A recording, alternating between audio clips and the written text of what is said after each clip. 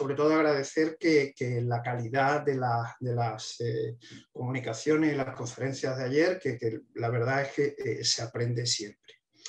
Bueno, esta mañana les voy a hablar de un tema al que llevo dedicándole, como ha dicho Julio, buena parte de todo mi esfuerzo intelectual. Se trata del turismo. Aunque sí quiero subrayar que en realidad yo no voy a hablarles del turismo, no les hablaré de los mecanismos empresariales que hacen que una industria, de acuerdo con las estadísticas de la Organización Mundial del Turismo o de la World Trade Tourism Council, dice que llega a representar casi un 10% del Producto Interior Bruto mundial. De hecho, de la importancia del turismo, habla el que no pasa un solo día desde la llegada de esta desgraciada pandemia sin que en los medios de comunicación se hable de las repercusiones directas o indirectas que esta situación tiene en el sector de los servicios turísticos en forma de establecimiento cerrado y aumento de las cifras del sector. De aquí que en muchos países la reactivación del turismo y la hostelería se haya convertido en una de las principales preocupaciones socioeconómicas para los gobiernos. Así, por ejemplo, en España, donde la política profesional gusta tanto de solucionar estas divergencias políticas y partidistas mediante los garrotazos goyescos que todos conocemos, la disputa diaria sobre la apertura de los establecimientos turísticos o las restricciones de movimiento entre las comunidades autónomas alcanzan su clima en periodos festivos vacacionales, tales como este que estamos viviendo o estamos a punto de vivir de la Semana Santa. De hecho, varios de los participantes en este congreso han mencionado, y voy a compartirles la pantalla ya, han mencionado de qué manera, directa o indirectamente, el turismo afecta a la Semana Santa. Y esto es de lo que quiero hablarles hoy, de las afectaciones que la preeminencia discursiva de todo lo relacionado con el turismo y la hostelería tienen sobre una celebración que, como la Semana Santa, lo dista todo de algo tan banal y superficial como el turismo en principio. Así relataba Francisco Jordao una historia que alguien le había contado. Y les voy a leer esa historia. Un crítico me contó un cuento en el que describe magistralmente el cambio por el turismo. Un pueblo blanco y bello, ajeno a la urbe moderna, tenía una plaza con una hermosa fuente. Un día llegaron dos foráneos y se quedaron prendados de la fuente. Se sentaron en un banco de la plaza y permanecieron toda la tarde contemplando. Se marcharon los dos turistas y contaron a sus amigos la belleza de la fuente. 2 días después, llegaron al pueblo 5 personas a ver aquella maravilla y también quedaron prendadas. Pocos días más tarde apareció un autocar. A partir de ese momento, cada día llegaban oleadas de turistas a ver la plaza y la fuente. Pronto surgió, como por encanto, un kiosco donde se vendía Coca-Cola. Al poco, una hamburguesería. Los turistas se agolpaban alrededor del guía que delante de la fuente les ofrecía una leyenda que nadie había oído nunca jamás en el pueblo. Más autocares, más coches. En la plaza ya no había espacio para el esparcimiento de tantos coches y autocares. Entonces, el alcalde, en un alarde de brillantez, tuvo una feliz idea: suprimir la fuente y en su lugar hacer aparcamiento para los coches. Bien, este es el cuento. Ahora sustituyamos fuente por cofradía o por procesión y ya casi podría dar por concluida la conferencia. Pero en atención al esfuerzo que ustedes han hecho en levantarse un sábado por la mañana, no lo voy a hacer y voy a seguir hablando. Pero hagámosle una aportación al cuento. Yo personalmente le voy a añadir un foco. Un foco que ilumine oportuna y adecuadamente una salida profesional, como esta, por ejemplo, del Nazareno de San Fernando en Cádiz. Este foco hace que el hecho estético total de la Semana Santa se materialice y embelece a todos los asistentes. El cuento o la metáfora que les acabo de relatar refleja casi a la perfección cuáles son las dinámicas que desencadenan los procesos turísticos cuando estos aterrizan en un territorio. Y de eso voy a hablarles. Voy a hablarles de la relación que existe entre eso que indiscriminadamente amparamos bajo la difusa denominación de expresiones culturales, o más etéreo aún, eso que englobamos bajo la etiqueta de patrimonio inmaterial. Entre ese y ese otro conjunto de prácticas sociales y económicas que también de manera poco precisa agrupamos bajo el paraguas de la palabra turismo. En este sentido, el primero que realizó una etnografía de esta relación entre, digamos, la cultura y el turismo, o las relaciones o las expresiones culturales y el turismo, fue Robert Redfield, a quien, como ustedes saben, dedicó mucho tiempo de su vida como antropólogo a estudiar el tránsito de lo folk a lo urbano, de lo rural a lo urbano, en su famosa etnografía de la península del Yucatán, en el México de los años 30 del siglo pasado, es decir, hace ya unos 90 años. En aquella monografía, Redfield describió cómo prácticas que pudieron existir siempre, en antropología hay que tener mucho cuidado cuando se utiliza este adverbio, cuando digo estas prácticas adquieren otro sentido para los habitantes o incluso otra interpretación para el observador, cuando son vividas a través de lo que yo llamo la conversión del lugar a través de la mediación significativa del espacio turístico. Entre otros aspectos, Redfield describe cómo en la pequeña localidad costera de Chicxulub, aquí en la costa, lo ven ustedes, experimentó un enorme auge gracias a que tras la construcción de la carretera, que la ven aquí en rojo, la ciudad de Mérida, con progreso, se puso de moda entre la gente adinerada de la ciudad y a pasar algunas semanas a la costa durante los días más calurosos del verano. La fama que adquirió hizo que los gobiernos municipales de estos poblados comenzaran a prestarle más atención a las fiestas patronales y se dieran cuenta de sus posibilidades comerciales. De hecho, el pueblo que está al lado, que ustedes ven a la izquierda, para competir con esta fiesta, Chelén decidió cambiar la fecha de su fiesta de la que le correspondía. Y escribe Redfield: la fiesta secular ha llegado a ser el principal empeño y negocio más grande del pueblo. La fecha se fija ahora para el domingo de agosto en que hay luna llena. En esta época, la temporada de verano está en su apogeo. Las autoridades hacen gastos para la construcción de una gran plaza de toros y de una plataforma para bailar, así como para contratar músicos y toreros profesionales. La mayor parte de los visitantes está compuesta por jóvenes de Mérida que no tienen pensamiento alguno para la Virgen y no van más que a divertirse. Para ellos es mejor el baile moderno. En 1934, continúa Redfield, durante la época de auge de estos pueblos costeros, hubo un movimiento para denominar a estas fiestas principales del patrón ferias en lugar de fiestas del santo. Se propuso, pues, que cada comunidad diera a su fiesta el nombre de algún producto local típico. Fiesta del cedro, fiesta de la jícama. El pueblo de Comchén, que está ahí marcado, llegó a celebrar una feria del maíz, donde hubo danzas, corridas de toros y otras diversiones. Algunos periodistas de Mérida alabaron el movimiento y hallaron una justificación para el cambio, alegando que los antiguos mayas siempre tuvieron una hermosa sucesión de fiestas agrícolas.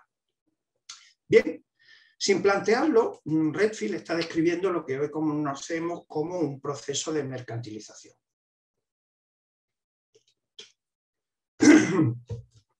La mercantilización y la autenticidad son dos de los temas centrales con los que la mayoría de los investigadores que se han acercado al turismo desde la socioantropología se han centrado. Sin embargo, con ser muy interesantes estas temáticas, yo tengo bastantes cosas escritas al particular, siempre he considerado que en sus raíces, en su fundamento, hay una peligrosa premisa de esencialismo, que no es que me parezca mal, la verdad, pero siempre me ha resultado un poco incómodo trabajar desde esa perspectiva. Entre otras cosas porque el cambio, ayer lo estábamos viendo, es consustancial a los hechos y a las prácticas humanas. Y por tanto, hablar de mercantilización o autenticidad para categorizar procesos culturales se aparta un poco de la función que creo, modestamente, deben tener las ciencias sociales. Pero bueno, esto es otro tema y no hay tiempo ahora para abordarlo. Así que, ¿se le puede achacar al turismo estos cambios en las manifestaciones y expresiones culturales? Quizá en aquellos primeros tiempos, quizás sí, pero sin duda hoy no. De hecho, existen numerosos registros etnográficos que indican que esa construcción hacia afuera, y quiero subrayar lo de hacia afuera, esa construcción hacia afuera de la cultura no elimina en absoluto la capacidad de estructuración del grupo humano, sino que la redefine. El antropólogo sociólogo Eric Cohen mantiene que la mercantilización no destruye necesariamente el significado de los productos culturales, aunque puede cambiarlo o añadir nuevos significados a los viejos. O Jeremy Boissevain, que trabajó muchísimos años en Malta, donde ustedes están viendo esa imagen, y escribe, dice, el auge de las celebraciones de Semana Santa y de la festa representa un intento consciente de los malteses por renegociar sus fronteras sociales. Es decir, resulta muy difícil poder hablar o aproximarse al análisis de las expresiones culturales desde unas premisas esencialistas. Porque en la realidad, hoy en día, en la actualidad, el turismo, y esta es la afirmación central de todo mi planteamiento teórico-metodológico, no puede abordarse como un agente externo, sino como un contexto. Fíjense, llevo muchos años estudiando estas cuestiones y esta sería el diagrama que al cabo de más de 20 años trabajando sobre estas cuestiones, pues he configurado. Pero vamos, como pueden comprobar en este diagrama, no les voy a aburrir ahora contándoles los fundamentos teórico-metodológicos ni el desarrollo, resulta un tanto denso, así que intentaré resumirlo con 4 diapositivas muy sencillas. Grosso modo, podemos distinguir 3 aproximaciones epistemológicas al fenómeno del turismo. En primer lugar, un modo que he llamado aculturativo o modo de aculturación. Un segundo modo que sería una perspectiva que aborda el turismo desde una visión dialéctica. Y en tercer lugar, una perspectiva que aborda el turismo como un elemento mediador y constructor de sentidos y significados. Si esto lo mostramos gráficamente para ilustrar el modo aculturación, sería algo tan sencillo como esto, es decir, se percibe el turismo como un agente externo que viene desde fuera e impacta literalmente en la sociedad local. El segundo modelo, el que he dado a llamar modo dialéctico, pues es fundamentalmente basado en la visión dialéctica, que es de oposición y resolución en la tesis, antítesis, síntesis, que todos conocemos, y que podría bien reflejarse en este gráfico, ¿no? Si bien por un lado el turismo, por el otro las sociedades locales con los fenómenos de resistencia, y resulta una perspectiva bastante interesante. Y por otra sería el turismo como contexto, es decir, el turismo como un creador de cronotopos y que envolvería pues todos los elementos que llevan a cabo la sociedad local. Por un lado, afecta al territorio, afecta al espacio social, mi perspectiva de Pierre Bourdieu es absoluta, y sobre todo y fundamentalmente atiende a los calendarios y a los ritmos culturales. Y en definitiva, como diría Taylor, pues a la creación de imaginarios sociales y colectivos que afectan tanto a lo que los otros ven como a la propia autorrepresentación que los individuos hacemos de nuestra propia historia. En este sentido, recuerdo que estaba yo terminando de redactar mi tesis doctoral en 1994, cuando apareció en El País, que por entonces era un periódico de referencia, la siguiente diapositiva. Y se la voy a poner. Esta. Y dicen, en esta fotografía, como ustedes pueden observar, se ve a un hombre de pelo cano tomando una foto en una procesión de Sevilla. El pie de foto es contundente. Un turista fotografía a los nazarenos de San Gonzalo. Bien, la foto no habría pasado de ser otra fotografía más de prensa si no fuera por el hecho de que este turista que estaba tomando una foto era Stanley Brands, en aquel entonces catedrático de antropología de Berkeley, que estaba realizando un trabajo de campo. Y dice, bueno, más allá de plantear cuestiones sobre el papel de investigador de campo, lo que ahora me interesa es que en ese contexto, en ese lugar, en ese tiempo, en esa circunstancia histórica de constreñimiento absoluto de las distancias, un fenotipo, y subrayo lo de fenotipo, como ese, con una cámara fotográfica en la mano, no podía no corresponder sino al de un turista. Esa es la idea del turismo como concepto, es decir, una persona con absoluta presencia fenotípica de extranjero en Semana Santa, pues no podía no ser otra cosa sino turista. Bien, en esta línea del turismo como contexto, es importante que entendamos unos elementos que son fundamentales, y es lo que yo llamo la línea histórica de producción de la progresión hacia el consumo de los intangibles.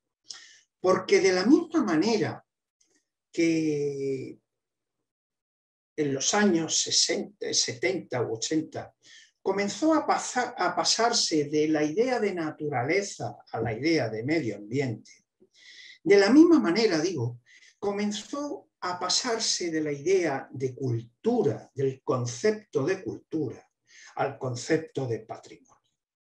Siquiera, en forma de breve listado, les marcaré algunos de los hitos que desde mi perspectiva marcan esa progresión. Fíjense, en 1972, la UNESCO abre la protección del patrimonio cultural. En 1972, en la misma fecha, el Club de Roma dice que el mundo es finito y que hay que poner límites al crecimiento. En 1978, la UNESCO inscribe los primeros 12 elementos en la lista del patrimonio mundial. En 1983, la famosa Comisión Brundtland, establece el concepto o la idea de desarrollo sostenible. En 1988-97, la UNESCO declara el desarrollo cultural que es fundamental para el desarrollo económico y subraya la importancia del patrimonio en ese proceso. En 1992, la Agenda 21 habla de los objetivos del milenio y de darle fuerza a lo local. Y en 1998, la cultura pasa a ser, incluso para la Unión Europea, un recurso para las regiones. Tanto es así que la Agencia Española de Cooperación Internacional observa que el turismo y la cultura puede realmente ayudar al desarrollo. Bien, acordarán ustedes conmigo que en esta progresión hacia el consumo de los bienes culturales, eso que los especialistas en gestión llaman poner en valor, el turismo aparece como el vehículo ideal. Y la tentación de valorizar, y subrayo valorizar, las expresiones culturales y transformarlas en atractivo, aparece casi como una consecuencia inevitable. En líneas generales, podemos distinguir tres modelos de desarrollo territorial a través del turismo. Tres modelos que utilizan los bienes patrimoniales como principal atractivo. Por un lado, estaría este modelo que he dado en llamar modelo neocolonial, que es la puesta en valor. Esta puesta en valor, con ese gráfico que ustedes están viendo ahí, dice que son decisiones exteriores, de ahí la idea desde fuera, las que definen qué tipo de actuaciones tienen que hacerse. Y cuando subrayo lo de hacia afuera, más que un juego de palabras, lo que significa es que toda la previsión, toda la categorización, toda la calendarización, todas las prácticas se realizan con el único objetivo de satisfacer las supuestas ideas e imaginarios que tienen los turistas. Hay un segundo modelo que llamo desde fuera, desde dentro hacia afuera, y que denomino del modelo tecnotrópico o compradores, que es que las ideas surgen de la propia sociedad, de los propios técnicos, de los propios políticos que pertenecen a la sociedad local, pero lo hacen mirando con la idea de atraer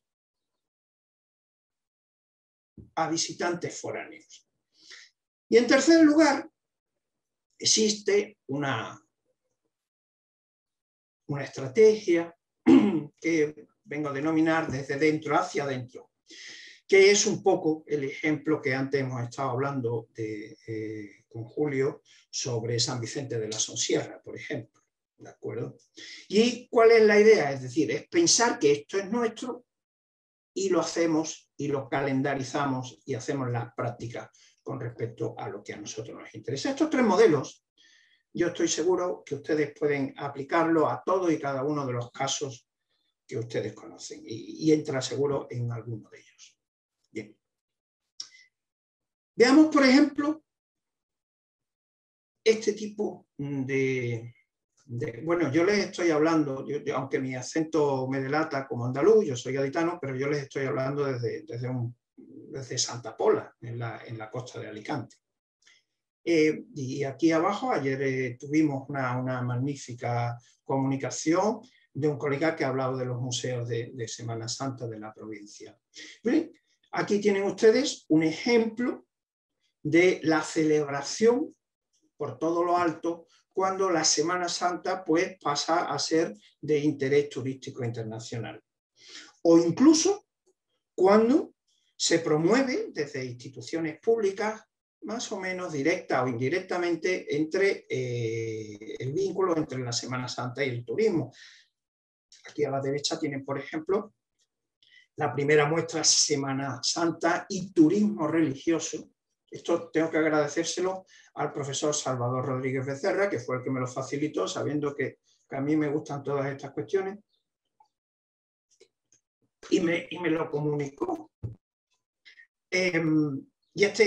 Bueno, pues esto es dinamizar la zona centro de la provincia de Sevilla, de los pueblos en el corazón de Sevilla, invitando pues al turismo religioso. Y a la izquierda, pues ven de qué manera el Pleno del Senado del Gobierno de España, del Estado, aprueba por unanimidad que se realice la petición ante la UNESCO de convertir o transformar o etiquetar o categorizar la idea de la Semana Santa como patrimonio universal. Y también los ayuntamientos, aquí tienen por ejemplo el caso de Málaga, donde esto está en la calle, a todos ustedes que conozcan, está en la calle Real, la Marqués de Lario, y está este monolito ahí donde se apresuran a facilitarle a los visitantes que puedan disfrutar de ese hecho estético total que es la Semana Santa. Bien. Pero claro,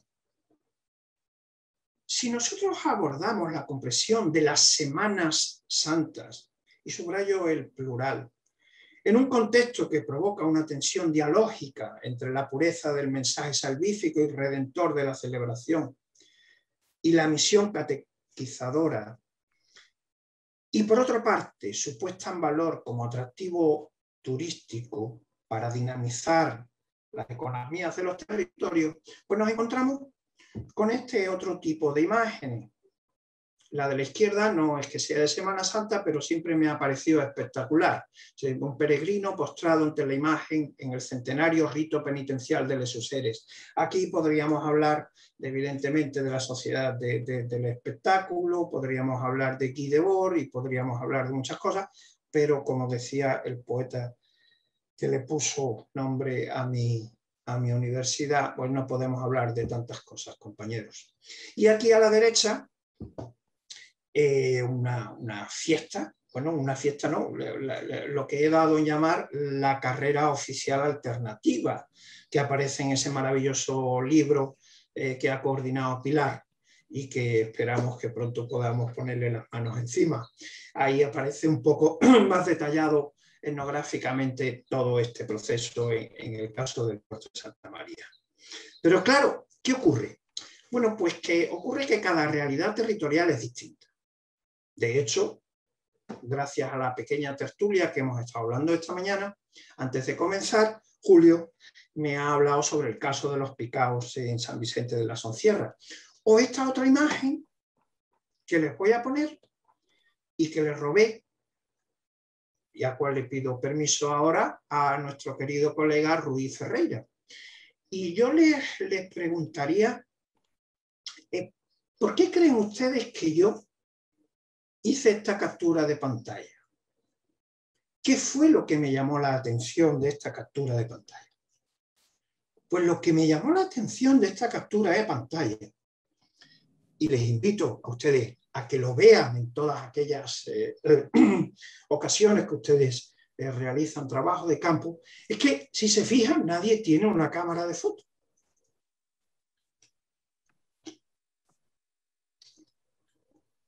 Nadie tiene un móvil. Nadie está tomando una fotografía con el móvil. Claro, evidentemente, ¿esto de qué nos habla? Pues nos habla de que, primero, no podemos hablar solo en singular de la Semana Santa, que hay que hablar de Semanas Santas, porque cada contexto social, cada contexto cultural, cada momento, cada territorio, cada sociedad es distinta a su vecina. Y por tanto, las prácticas sociales, políticas y económicas que conforman y configuran cada uno de sus contextos, es decir, esa negociación dialógica, no dialéctica, dialógica, que se produce entre visitantes y locales, o como lo llamaba Jeremy Boyce-Devine, entre outsiders e insiders.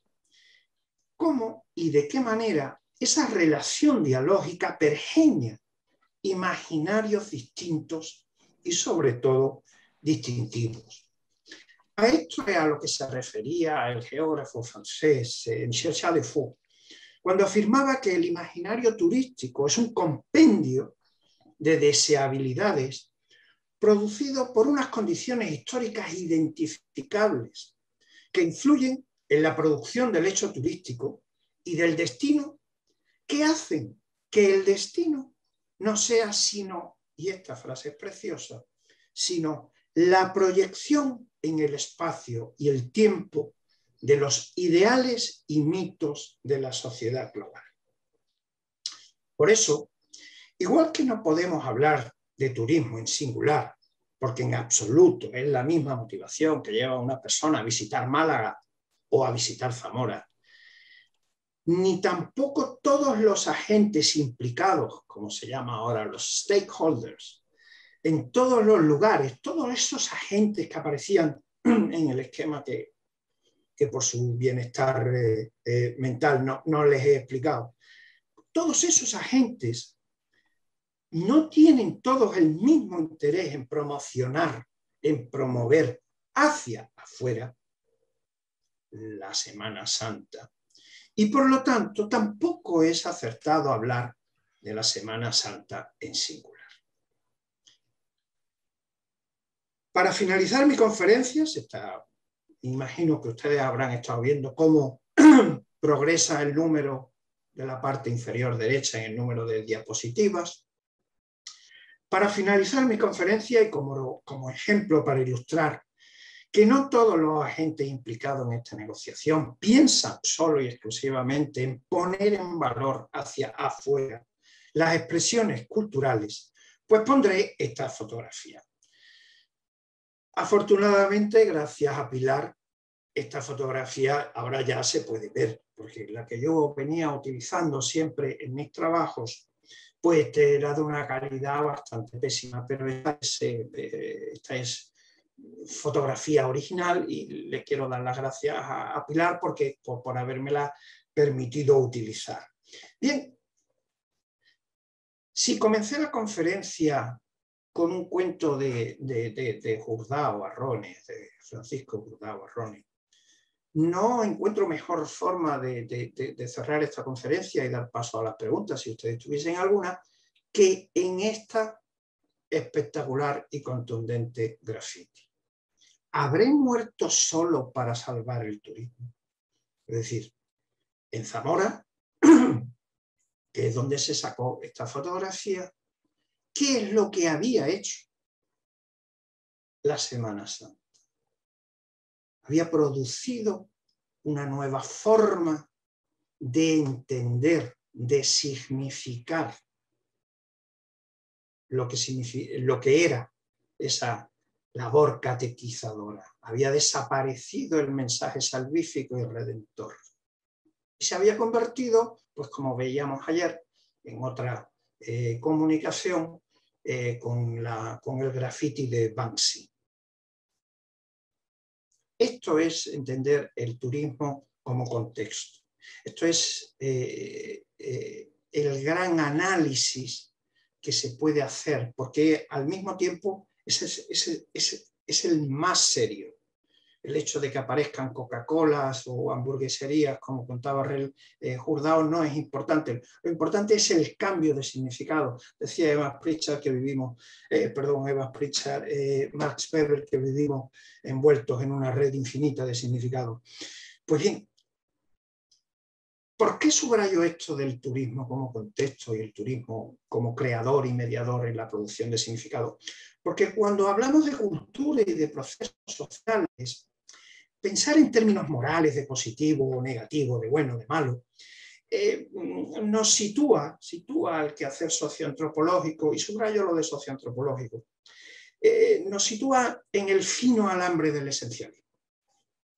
Quizás por esto, aun a su pesar, Robert Redfield no encontró mejor manera de acabar su capítulo admitiendo el ineludible paso del tiempo y rechazando cualquier esencialidad con esta frase: apenas la secularización ha destruido los viejos significados, la razón y la racionalización se ponen a inventar otros nuevos.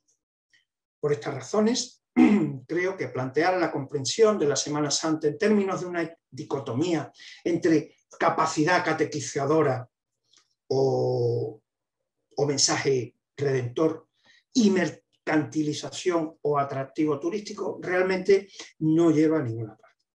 Aceptar un planteamiento en estos términos es, querámoslo o no, un debate viciado, porque ya desde su propia formulación, tal como aparece en el título de esta conferencia, lleva implícitas premisas esencialistas y presenta al turismo como algo de naturaleza opuesta, cuando realmente no lo son. Desde mi perspectiva, es un falso debate. Así que muchas gracias por su atención y estoy a su disposición si tuviesen alguna pregunta. Creo que no me ha hecho falta ni que me aviséis. No, muchísimas gracias por la exposición, por el planteamiento, que yo creo que es apasionante, sobre cómo nos enfrentamos a veces al tema del turismo. Y yo creo que contamos con algunos minutos si algún comunicante o algún participante quiere realizar alguna pregunta o quiere hacer algún comentario, pues yo creo que podemos aprovechar y poder disfrutar de la experiencia de Antonio para que nos diera respuesta. Así que si alguno queréis formular alguna pregunta, alguna cuestión.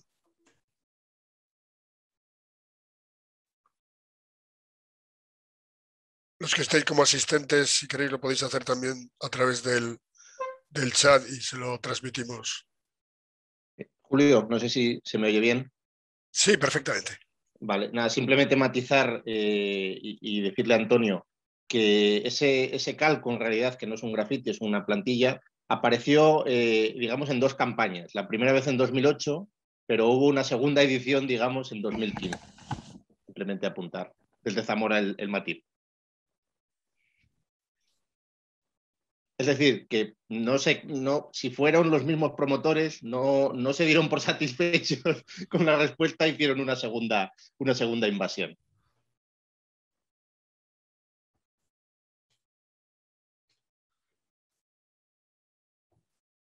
Una pregunta. ¿Me oís? Sí, adelante.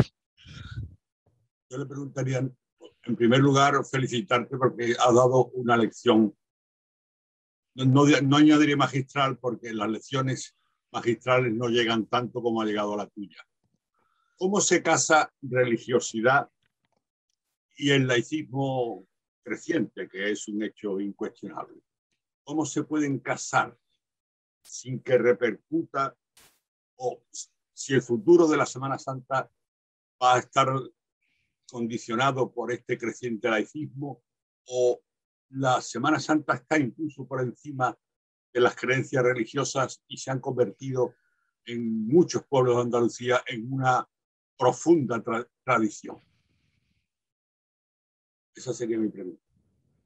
Bueno, eso es, sobre eso ya escribió mucho tiempo Weber, hace muchos años, cuando hablaba del desencantamiento del mundo. Yo sinceramente creo que, como decía Agustín García Calvo, las pirámides de Egipto, para que pervivan, necesitan que vayamos a verlas. Porque el mundo, la realidad que no consiga convertirse en dinero, pues está destinada a desaparecer. Estos 2 principios muchas veces los he utilizado para analizar procesos como este que tú estás mencionando de la Semana Santa. Yo creo que es que tendríamos que diferenciar, o siempre he diferenciado, además tú sabes que yo mismo he sido costalero, yo fui costalero en mi pueblo, yo he estado muy implicado, mi padre provengo de una familia de cofrades, mi padre fue hermano mayor de una afamada hermandad en el puerto de Santa María, de donde yo soy originario. Pues viendo eso, yo me permitiría explicar que son dos realidades distintas. Por un lado, la expresividad cultural propiamente dicha, como expresión identitaria, si me permites que te diga, y por otra, la dimensión religiosa. Yo creo que la dimensión religiosa no va a desaparecer porque para ello tendría que desaparecer la Iglesia Católica, lo cual no es bastante probable en los próximos siglos. No creo que ocurra en los próximos siglos. Y como identidad y como expresión identitaria, en ese otro plano tampoco va a desaparecer porque son muchas las expresividades y las formas en las que los pueblos necesitan de esa creación de expresiones. Pero yo cuando muchas veces se aborda el análisis de la Semana Santa y se funden esas 2 dimensiones, la dimensión puramente identitaria de expresividad religiosa, popular, y el mensaje salvífico redentor, yo creo que es que son 2 planos distintos. Lo que ocurre es que coinciden en un tiempo y en un lugar y en una expresión concreta, pero no sé si he respondido a tu pregunta. Yo es que no. O sea que son 2 realidades separadas. Son 2 realidades separadas. ¿Qué es lo que ocurre? Ahí el turismo sí puede, digamos, sí está subrayando el hecho de que son 2 realidades separadas.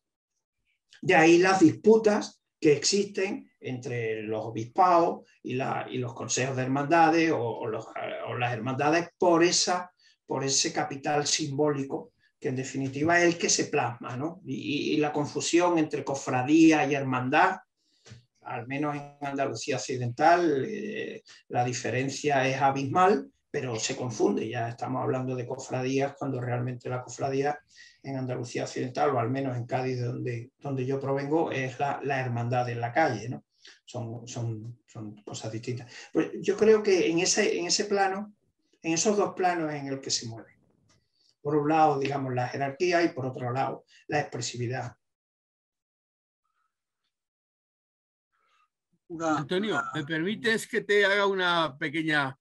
un agradecimiento por descubrir los tantos niveles, indudablemente separados, pero cuando una persona, porque una ciudad tiene interés turístico internacional, por un rito, por el rito de la pasión, en este caso nuestro es el de Bercianos de Aliste, claro, va a esa ciudad. Pero cuando llega al rito, es la misma persona que ha ido como turista, pero de repente se deja golpear por el rito. Entonces, la realidad tiene muchos niveles, pero el ser humano también las tiene. Y entonces cuando va entrando de la ciudad al rito, pues eso no se puede separar, es la persona la que está sintiendo que fluye todo en ella, en esa persona que lo vive, ¿no? Entonces, el problema no es que estás identificando, es que hay mucha gente que todavía cree que la realidad tiene un solo nivel, o es esto o es esto otro.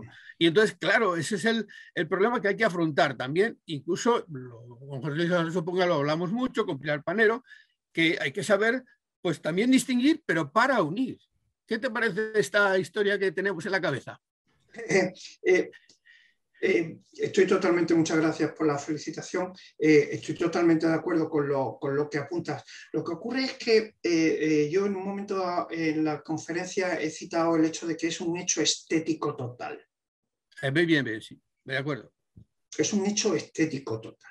Ahora, ese hecho estético total trasciende el hic et nunc, el aquí y ahora.